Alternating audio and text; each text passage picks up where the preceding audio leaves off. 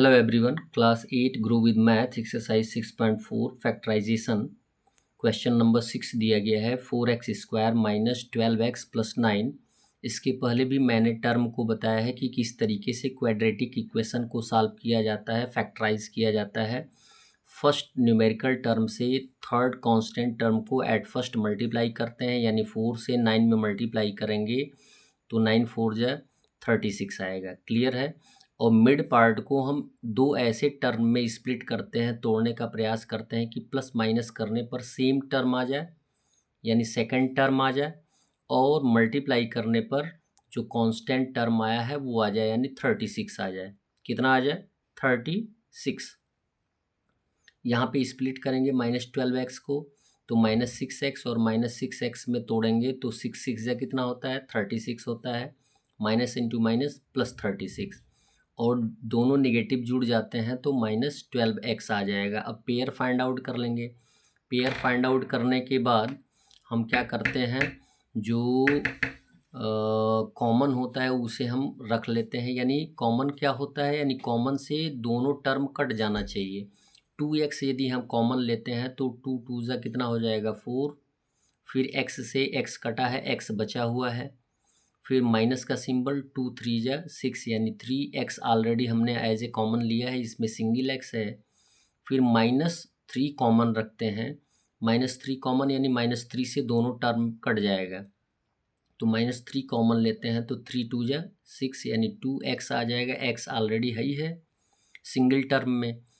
और जब माइनस से प्लस को काटेंगे तो आंसर क्या आएगा? माइनस आएगा, यानी 3 से 9 को काटेंगे तो 3 आएगा, तो 2x माइनस 3 आ गया। अब कॉमन को एक ब्रैकेट में लिख लेंगे 2x माइनस 3, और फिर ब्रैकेट में जो कॉमन होगा उसे लिखेंगे 2x माइनस 3। ये हमारा क्या आ गया? आंसर। क्वेश्चन नंबर 7 दिया गया 12y square plus 28y minus 5।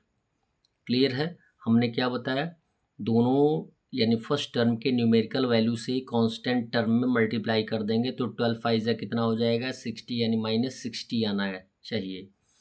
अब मिड पार्ट को ऐसे टर्म में हम स्प्लिट करेंगे, ऐसे दो टर्म में स्प्लिट करेंगे कि प्लस माइनस करने पर प्लस 28y आ जाए, या मल्टीप्लाई करने पर कितना आ जाए? -60 आ जाए। तो स्प्लिट करिए, +30y -2y में स्प्लिट करेंगे। +30 में से -2 माइनस करेंगे तो +28y आ जाएगा। और 30 में 2 से मल्टीप्लाई करेंगे तो 32 जा कितना हो जाएगा? 60, और प्लस इंटू माइनस क्या हो जाएगा? -60। क्लियर है। अब पेयर फाइंड आउट करेंगे। डिविजिबिलिटी देखेंगे, कौन से नंबर से डिविजिबल है दोनों टर्म, जिसको कि हम एज ए कॉमन रखेंगे। तो 6y को कॉमन रखेंगे तो 6 2 जा 12, और y से एक y कट गया और y बचा हुआ है, तो यानी 2y प्लस 6 से 6 5 जा 30, और y से y काट देंगे तो केवल 5 आएगा। फिर -1 कॉमन ले लेंगे, क्योंकि किसी एक नंबर से कोई डिविजिबल नहीं है, तो -1 कॉमन ले लेंगे तो यहाँ पे बच जाएगा 2y, और माइनस इंटू माइनस क्या होता है? +5। अब कॉमन को एज ए टर्म हम लिख लेंगे, as a expression. 6y minus 1 एक एक्सप्रेशन हो गया, और जो कॉमन है वो एक एक्सप्रेशन हो गया, 2y प्लस 5। क्वेश्चन नंबर 8 दिया गया है 10p square plus 11p plus 3। 10 से 3 में मल्टीप्लाई करेंगे तो कितना आएगा? 30। कितना आएगा? 30। अब मिड टर्म को हमें दो पार्ट में स्प्लिट करना है, जिसको कि प्लस माइनस करने पर मिड पार्ट आ जाए और मल्टीप्लाई करने पर कितना आ जाए? 30। तो लिखेंगे 10p square plus 6p plus 5p। 6 और 5 दोनों को ऐड करते हैं तो कितना आता है? 11p, और 6 से 5 में मल्टीप्लाई करते हैं तो कितना आता है? 36 5 जा 30, और प्लस 3 टर्म। अब पेयर फाइंड आउट करेंगे। पेयर फाइंड आउट करने के बाद दोनों टर्म किन नंबरों से कट जाएंगे उनको हम एज ए कॉमन रख लेते हैं। 2p रख लेते हैं कॉमन।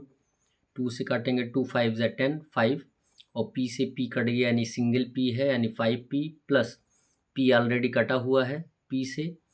2 से 6 काटेंगे तो 2 3 जा 6, प्लस का सिंबल, यानी +1 कॉमन ले लेंगे, क्योंकि इसमें कोई एक नंबर से कटने वाला नहीं है, तो यहाँ पे ब्रैकेट में आ जाएगा 5p प्लस 3। अब जो कॉमन रखे हैं उसको सिंगल एज ए एक्सप्रेशन हम लिख लेंगे 2p प्लस 1, और ब्रैकेट में आ जाएगा 5p प्लस 3 ये हो जाएगा आंसर। क्वेश्चन नंबर 9 है 8x² माइनस 6x माइनस 9। अब देखिए 8 और -9 में मल्टीप्लाई करेंगे तो कितना आएगा, -72 आएगा। अब -6 को किन दो टर्मों में तोड़ा जाएगा कि प्लस माइनस करने पर -6 आ जाए, 6x आ जाए, और मल्टीप्लाई करने पर -72 आ जाए। तो हम स्प्लिट करेंगे दो टर्म में, -12x प्लस 6x में। -12x और +6x में, यानी माइनस इंटू प्लस क्या होता है, माइनस आंसर आता है। 12 में 6 से मल्टीप्लाई करते हैं तो कितना आता है, 72। 12 6 ज़ा 72, मल्टीप्लाई करने पर 72 और इनको भी मल्टीप्लाई करने पर 72 और प्लस माइनस करने पर -6x आ जाएगा। -12 में से +6 को माइनस करेंगे तो -6x आ जाएगा। अब पेयर फाइंड आउट कर लिया गया।